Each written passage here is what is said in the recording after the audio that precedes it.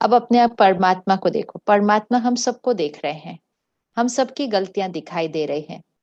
अगर परमात्मा 800 करोड़ लोगों की गलतियां देख ले तो परमात्मा तो परमात्मा ही नहीं रहेगा, क्योंकि इतना दूषित हो जाएगा, इतना दूषित हो जाएगा 800 करोड़ की गलतियां देखकर। लेकिन वो तो फिर भी परमात्मा है, वो फिर भी प्योर है, वो फिर भी प्यार का सागर है।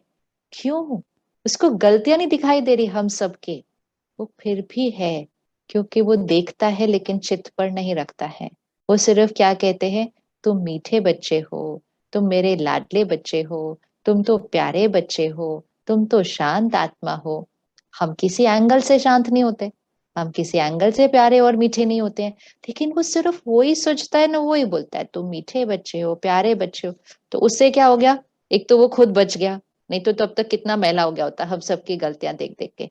खुद बच गया और हमको चेंज करना शुरू कर दिया, हमें चेंज करना शुरू कर दिया।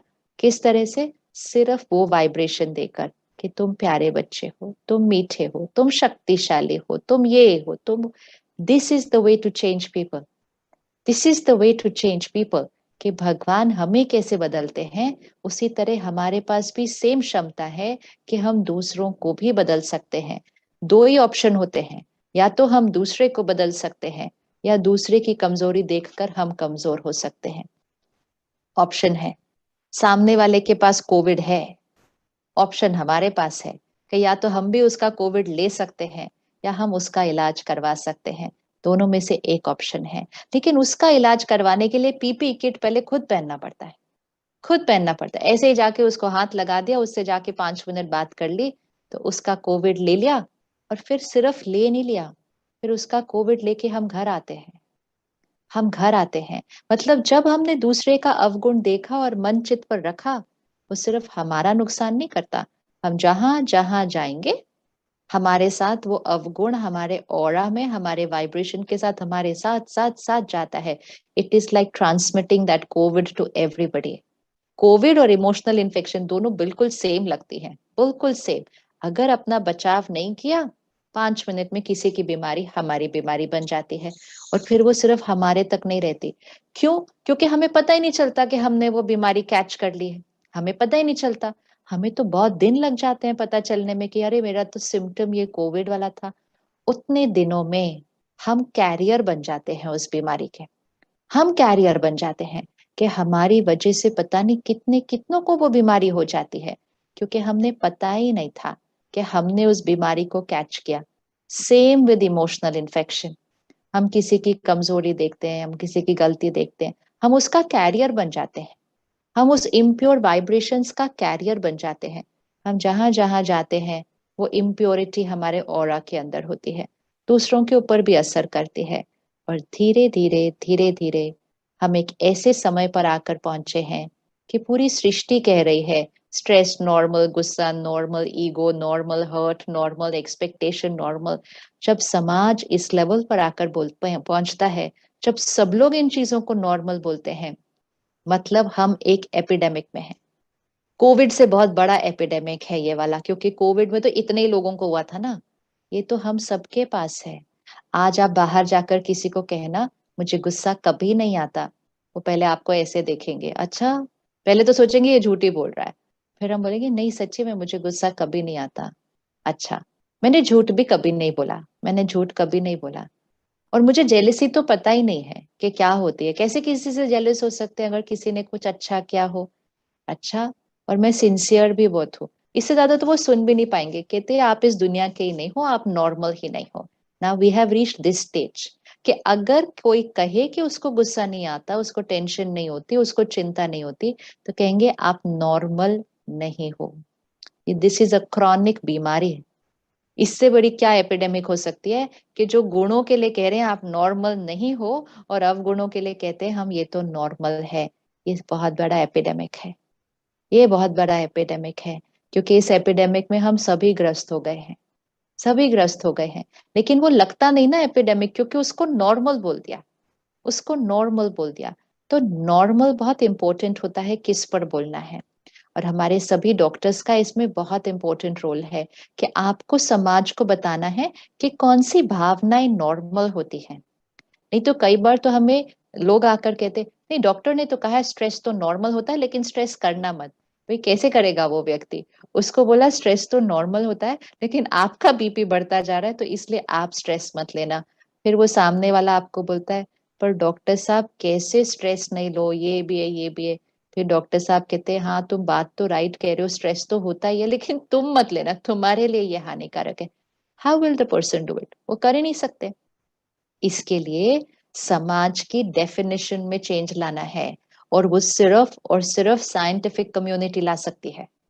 और किसी के बोलने से नहीं आएगा ये चेंज, ये डॉक्टर्स के बोलने से आएगा।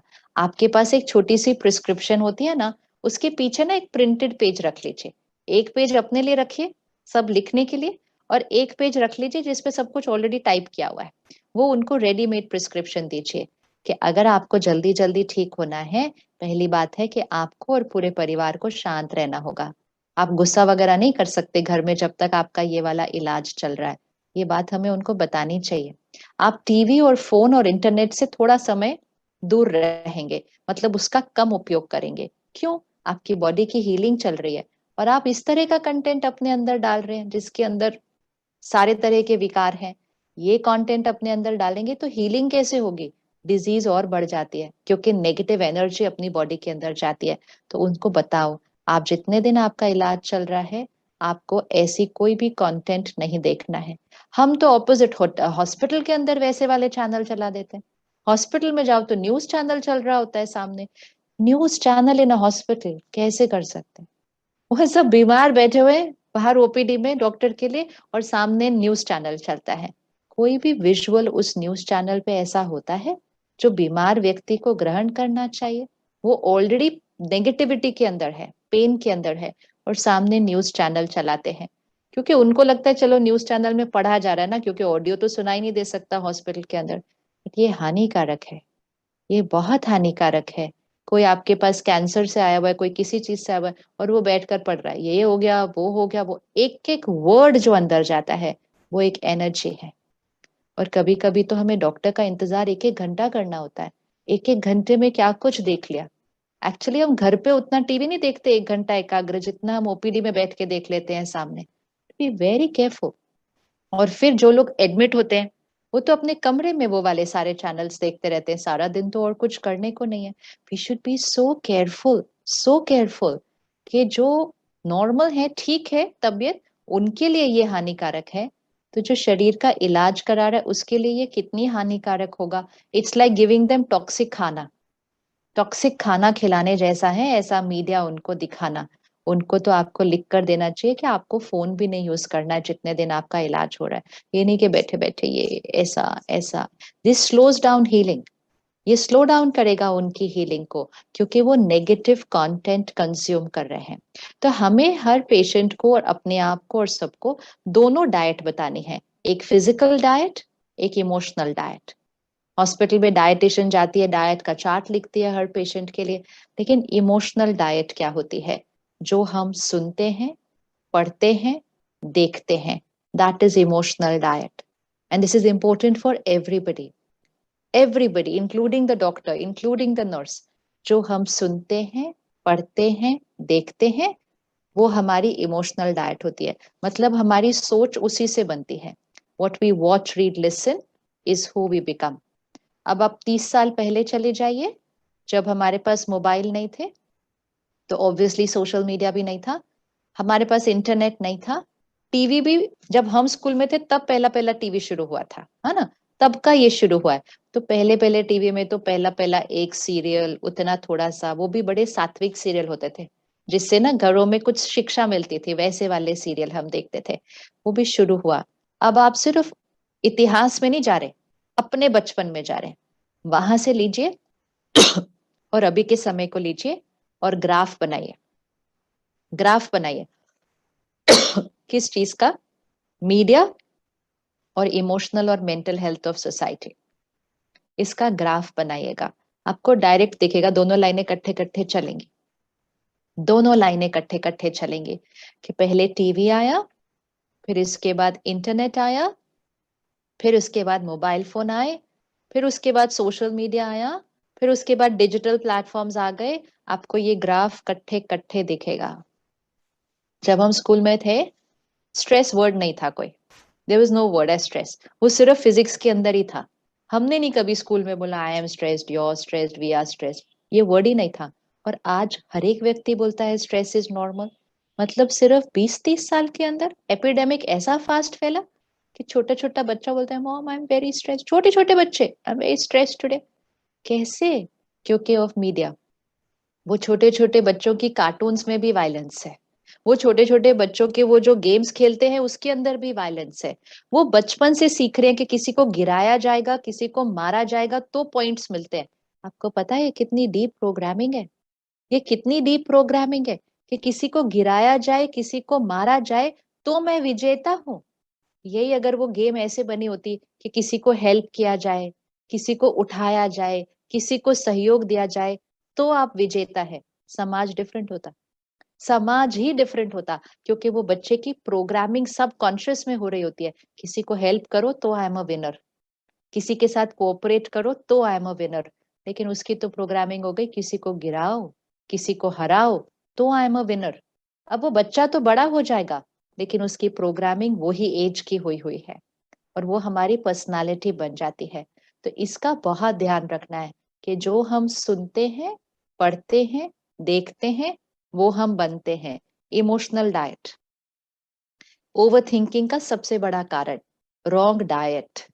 सारा दिन में कितना समय फोन का मैसेजेस देखा जो फॉरवर्डेड है, वीडियोस देखे, ज्ञान का कोई मैसेज भेजो ना, कहते अरे बहुत लंबा, अभी टाइम नहीं इतना लंबा सुनने के लिए। दूसरा कोई इधर उधर का मैसेज आएगा ना तो वो काम रोक के भी उस मैसेज को देखते हैं। इस टेस्ट को बदलना है। इस टेस्ट को बदल, जैसे हम खाने के टेस्ट को बदलते हैं, हमें मन के भी टेस्ट को बदलना है। इस टेस्ट को बदलने में थोड़े दिन लगते हैं सिर्फ। थोड़े दिन के बाद आप उस तरह का मैसेज देख नहीं पाएंगे, देख नहीं पाएंगे। जैसे अगर कोई नॉनवेज खाता है, फिर वो नॉनवेज छोड़ दे, थोड़े दिन बहुत लगेगा ये मेरे को टेस्ट नहीं आ रहा, ये वेजिटेरियन खाना घास फूस मुझे अच्छा नहीं लगता है। थोड़े दिन के बाद उससे वो नॉनवेज देखा नहीं जाएगा। उसके आस पड़ोस में भी बन रहा होगा, उसको वो स्मेल अच्छी नहीं लगेगी। इट ओनली टेक्स 15-20 दिन, 1 महीना, वो टेस्ट कन्वर्शन। कोई प्याज लहसुन खाता है, छोड़ देता है, पहले लगता है तो खाना कुछ बन ही नहीं रहा प्याज लहसुन के बिना। उसके बाद वो उसकी स्मेल भी नहीं ले सकते हैं। इतना change. Same with emotional diet. थोड़े दिन आपका मन बार बार जाएगा उस मैसेज की तरफ, उस जोक की तरफ, उस वीडियो की तरफ, उस ऑडियो की तरफ। थोड़ा स्ट्रिक्ट होना है अपने आप के साथ कि ये मुझे कंज्यूम नहीं करना है, ये मेरे मन के लिए हानिकारक है। अगर हमने ऐसे मैसेजेस, ऐसे टीवी सीरियल, अब तो हर टीवी सीरियल में किसी ना किसी का घर टूट रहा है, किसी ना किसी के रिश्ते टूट रहे हैं। रोज टूटता रहता है, जुड़ता रहता है, फिर टूटता रहता है, जुड़ता रहता है। कौन कहाँ से आता है, कौन कहाँ से आता है, कितना कंफ्यूजन है। लेकिन वो उनका बिजनेस है।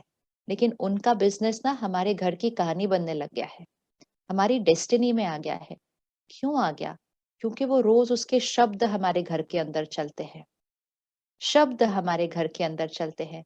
अगर हमारे घर में परमात्मा के ज्ञान के शब्द चलेंगे, घर की एनर्जी चेंज हो जाएगी।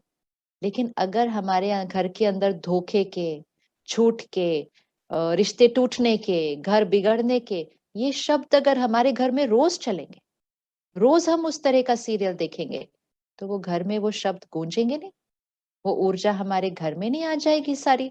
तो फिर वो घर में रहने वाले लोगों के मन पर नहीं असर करेगी। पर हमने सोचा वो एंटरटेनमेंट चल रहा है, वो हमारा रिलैक्सेशन है। उससे ज्यादा टॉक्सिक कोई चीज नहीं है, उससे ज्यादा टॉक्सिक कोई चीज नहीं है। अगर हम कोई मूवी देख रहे हैं उसमें वायलेंस बहुत ज्यादा है, वो हमारे घर में शब्द चल रहे हैं। और अगर हम दुनिया की खबरें सुन रहे हैं, उसके शब्द तो पूरे घर के लिए हानिकारक है। भले वो सच दिखा रहे हैं, जो समाज में हो रहा है वही दिखाएंगे वो। लेकिन जब वो दिखाते हैं और वो हर घर के अंदर गूंजता है और वो हर मन के अंदर जाता है, वो विकार, वो कमजोरी समाज में और बढ़ जाती है। This is the problem. वो होती एक जगह है। सीरियल में भी जो कहानी दिखाते हैं ना, वो बहुत कम घरों में होती है जो वो सीरियल में दिखाते हैं। लेकिन सीरियल और मूवी में दिखाने के बाद वो कहानी बहुत घरों में होने लग जाती है, क्योंकि वो बहुतों के मन पर चली जाती है। So we have to be very very careful कि हम क्या सुन, पढ़, देख रहे हैं। उससे हमारी मन की स्थिति, हमारी सोच, हमारे संस्कार बनते हैं। तो इमोशनल डाइट को पूरी तरह से रिस्ट्रिक्ट कर लीजिए। बिल्कुल, ये सबसे पहली प्रतिज्ञा। आपने सारी जो लिस्ट आज लिखी है ना, ये सब सुनने में बहुत अच्छी है, करने में तो इससे भी बहुत अच्छी है, लेकिन कर नहीं पाएंगे, या आप कर नहीं पाएंगे जब तक ये वाला डाइट चेंज नहीं करेंगे। इट्स लाइक मैं बोलूं मुझे 10 फ्लोर चढ़ के जाना है बिना सांस चढ़े, मुझे मैराथन भागना है, ये सब करने में सुनने में बहुत अच्छा लगता है। डाइट तो ठीक लेनी पड़ेगी ना उसके लिए। मैं रोज जंक फूड खाऊं, रोज जंक फूड खाऊं और बोलूं मुझे 10 फ्लोर ऐसे भागना है बिना सांस चढ़े, इट नॉट पॉसिबल। वो पॉसिबल नहीं है। तो मुझे अगर किसी का अवगुण नहीं देखना है, मुझे कोई ऐसा कंटेंट पहले छोड़ना पड़ेगा जो लोगों का अवगुण ही देख रहा है, दिखा रहा है, सुना रहा है। फिर हम भी उसमें कमेंट लिख देते हैं, हम भी उस कार्मिक अकाउंट का हिस्सा बन जाते हैं। जब हम अनजान लोगों के अवगुण देखेंगे मीडिया और सोशल मीडिया पे, ये हो नहीं सकता कि जो हमारे आसपास के है उसका अवगुण हमें नहीं दिखाएगा।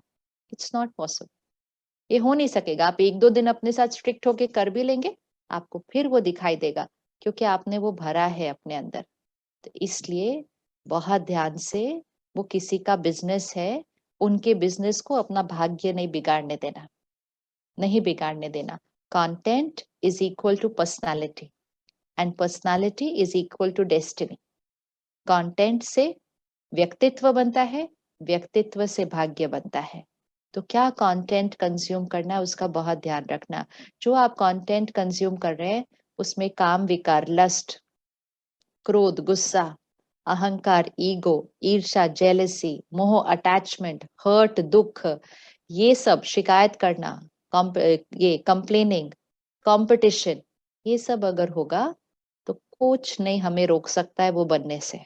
Nothing can stop me from becoming that. जब हम ब्रह्मा कुमारी ईश्वरीय विश्वविद्यालय में पहली बार आते हैं, उसी दुनिया से आते हैं, वही सारी चीजें भरी हुई होती है सारी हमारे अंदर, हम आते हैं। तो पहले दिन हम कोर्स करते हैं, मेडिटेशन का हम कोर्स करते हैं। उसमें हम ज्ञान सुनते हैं कि ये शरीर नहीं, मैं आत्मा हूँ, आत्मा कैसी वाली हूँ, पवित्र हूँ, शुद्ध हूँ। कहीं और नहीं अभी बहुत ज्यादा ऐसा कभी कुछ सुना होता। ये मैं शुद्ध आत्मा हूँ, ये मेरे संस्कार है, ये मेरी शक्तियां हैं। हमें अपने गुण और शक्तियां पता चलती है सबसे पहले दिन। फिर हम परमात्मा को पहचानते हैं। फिर परमात्मा के साथ कनेक्शन कैसे जोड़ना है, मेडिटेशन, वो हम सीखते हैं। ये हम करना शुरू करते हैं, ये बेसिक कोर्स पे करते हैं। उसके बाद हमें दीदी कहती हैं, अब आप ना रोज थोड़ी देर ज्ञान सुनने आया करो। तो हम कहते हैं, नहीं नहीं, टाइम नहीं है उतना। कहते चल थोड़े दिन तो रोज आओ ना ज्ञान सुनने के लिए। अगर हमने वो नहीं किया और हमने बाकी ज्ञान अपने अंदर डालते गए, तो जितनी भी आपने लिस्ट बनाई है ये हो नहीं सकता इम्प्लीमेंट। ये नहीं हो सकता है। क्यों नहीं हो सकता? एक, मीडिया से इंफॉर्मेशन, दूसरा आसपास के वातावरण से इंफॉर्मेशन, तीसरा वाइब्रेशन, जिस समाज में हम रह रहे हैं उसके अंदर का वाइब्रेशन। ये तीन चीजें हमारे अंदर के परिवर्तन को बहुत मुश्किल कर देती है। हम कहते हैं मैं करना चाहती हूँ, हो नहीं रहा। मैं गुस्सा छोड़ना चाहती हूँ, हो नहीं रहा। क्यों नहीं हो रहा? गुस्से का कंटेंट सुनते हैं, गुस्सा हमारे आसपास के लोगों के अंदर है, और गुस्से की हवा में हम रहते हैं। तो हम कितना भी इच्छा रखें, वो परिवर्तन आता नहीं है हमारे अंदर। अब हमें इन तीनों चीजों को चेंज करना होता है कि सबसे पहले हमें सात्विक कंटेंट सुनना शुरू करते हैं। तो परमात्मा के महावाक्य, ईश्वरीय ज्ञान रोज अपने अंदर भरना शुरू कर लीजिए। रोज, कभी कभी नहीं, कभी कभी नहीं, रोज अपने अंदर भरना शुरू कर लीजिए। एक इतना सिंपल स्टेप भी जो शुरू करता है ना, कि परमात्मा का ज्ञान रोज अपने अंदर भरना शुरू होता है, तो उसके अंदर क्या आता है? पवित्रता, शांति, शक्ति, शुक्रिया, शुभकामनाएं, दुआएं, सबको स्वीकार करना, क्षमा करना। सब सुनते जाते हैं, हम सुनते जाते हैं, सुनते जाते हैं। हम कुछ नहीं करते उसके अलावा, हम सिर्फ वो सुनते जाते हैं रोज। और वो सुनते सुनते 15-20 दिन, 1 महीना, 2 महीना, फिर कोई बात आती है और हम कहते हैं अरे मैंने गुस्सा कैसे नहीं किया इसको। फिर हम कहते हैं अरे मेरे अंदर चेंज कैसे आ गया। पहले अगर ये बात आई होती मैं पक्का बहुत गुस्सा करती इसको। आज आज मैंने कैसे गुस्सा नहीं किया। फिर 2 दिन बाद कोई हमें जोर से चिल्ला देता है हम पे, और हम बिल्कुल स्थिर रहते हैं। फिर हम कहते हैं मुझे ये बात बुरी कैसे नहीं लगी। कोई रीजन नहीं होता, हम उसके ऊपर कोई एफर्ट नहीं करते। फिर हम कहते हैं मैं रोई भी नहीं, ये अगर इसने महीना पहले बोला होता तो मैं 2 दिन रोती ये बात सुनकर। ये मेरे अंदर चेंज कैसे आया है इतना? कुछ नहीं किया, सिर्फ वो थोड़ी-सी खुराक अंदर डाली है रोज़, खुराक, और वो खुराक अपना रिज़ल्ट दिखाती है। वो खुराक अपना रिज़ल्ट दिखाती है। हमें उस टाइम कोई करना थोड़ी, उसने बोला मुझे गुस्सा नहीं करना, इसने बोला मुझे उदास नहीं होना। It's not like that. हमें सिर्फ खुराक रोज़ डालनी है और आपको वो अपने अंदर रिज़ल्ट दिखाई देगा। और उसी का ऑपोज़िट जो सारा दिन का दुनिया की खुराक अंदर जा रही है ना, वही रिज़ल्ट सारा दिन कर्मों में दिखाई दे रहा है। वही रिज़ल्ट सारा दिन कर्मों में दिखाई दे रहा है। हम कभी सोचे 30-40 साल पहले लोग एक-दूसरे के लिए कुछ भी करने के लिए रेडी होते थे। लोग एक-दूसरे को कहते हैं, "अच्छा आपको ये लैंड चाहिए ना?" भाई-भाई बोलता था, "कोई बात नहीं, तुम ये करो, कमाने का काम मैं करता हूँ, हम अपना घर आपस में मिलकर चला लेंगे। तुमको ये चाहिए? ये वाला फ्लैट तुम ले लो, मैं ये वाला ले लेता हूँ।" ऐसे बात करते थे। और ये इतिहास नहीं है। This is the most important thing. ये हिस्ट्री नहीं है, ये हमारे जीवन काल की बात है। एंड हम वो आखिरी जनरेशन है जिन्होंने ये सब देखा है। आगे की जनरेशन इसको हिस्ट्री बोलेगा। इसको हिस्ट्री बोलेगा। और आज हम ही वो लोग हैं जो एक टुकड़ा ज़मीन के लिए, एक फ्लैट के लिए हम बोलते हैं हम कोर्ट में मिलेंगे। हम अपने भाई-बहनों को बोलते हैं, हम कोर्ट में मिलेंगे। ये हमें क्या हो गया? Where have we changed so much? खुराक, हमारी खुराक ऐसी चल रही है पिछले कुछ सालों से। This is the reason. हम वो होते थे जो अड़ोस-पड़ोस अनजान लोगों को भी कुछ हुआ हम रेडी होते थे। आज ऊपर-नीचे किसके घर में क्या सुख आ रहा है, दुःख आ रहा है, हमें कुछ पता नहीं है। हम अपने घर और अपने परिवारों को भी हम छोटा करते जा रहे हैं, सीमित करते जा रहे हैं। पहले हमारे घर छोटे थे, हम ज़्यादा लोग उसमें फिट होते थे। और 2 लोग कहते, आ जाओ।" बोले, "कहाँ सोएँगे रात को?" अरे कुछ नहीं है, बन जाएगी जगह, कहीं भी सो लेंगे। आज पूरा-पूरा कमरा है सबके पास, कहते, "no, we don't have space, we don't have space, हमारे पास जगह नहीं है।" इतना बड़ा शिफ्ट आया है हमारे अंदर 30 इयर्स के अंदर, इतना बड़ा शिफ्ट। हम इतने कैसे बदल गए? हमने कोई पुरुषार्थ तो किया नहीं था इतना बदलने का, हम बदल कैसे गए? सिर्फ हमारी खुराक। सिर्फ हमारी खुराक, इसीलिए खुराक इतना बड़ा रोल प्ले करती है। अब इसके ऑपोज़िट में बदलना ना इससे भी ज़्यादा ईज़ी है, इससे भी ज़्यादा ईज़ी है। वापस वो प्योरिटी, वापस वो प्यार, वापस वो शुभ भावना, दुआएँ, ये जाना बहुत ईज़ी है। सिर्फ खुराक चेंज करनी है, ओनली खुराक। और उसके लिए आप जब मेडिटेशन सीखेंगे, फिर ऐसा नहीं 5-6 दिन में सीखा और हमारा कोर्स हो गया। नहीं, आपने 3 महीने फिक्स करना है। कि हम 3 महीने रोज़ 1 घंटे के लिए आएँगे। जो वो नहीं करेगा, उसको चेंज नहीं दिखाई देगा, नहीं दिखाई देगा। लेकिन जो 3 महीने रोज़ 1 घंटे के लिए ज्ञान को अपने अंदर भरेंगे और जब सेंटर पर आएँगे हमें क्या-क्या मिलता है? सबसे पहले ज्ञान की खुराक, वो जाती है अंदर। दूसरा, परमात्मा के साथ कनेक्शन। तो सिर्फ ज्ञान नहीं मिलता, शक्तियाँ मिलती हैं, ईश्वरीय प्यार मिलता है। तीसरा, एक बहुत प्यारा परिवार मिलता है। जहाँ सब लोग उसी दिशा में चल रहे हैं, सब लोग उसी परिवर्तन की तरफ चल रहे हैं। चौथा, हमें वाइब्रेशन मिलता है। आप घर पर बैठकर वही बात सुनिए, आप सेंटर पर जाकर वही बात सुनिए। एक मैजिकल चेंज है दोनों बातों के अंदर, क्योंकि सेंटर का वाइब्रेशन, वाइब्रेशन वहां सिर्फ वही बात चलती है। वहां टीवी नहीं चल रहा, वहां फोन की दूसरे कंटेंट नहीं चल रहे, वहां बिजनेस की बातें नहीं होती है। तो उसकी हवा ही अलग है ना, उसकी हवा में ही ज्ञान और योग है। तो वहां जाकर बैठेंगे, माइंड चेंज हो जाता है।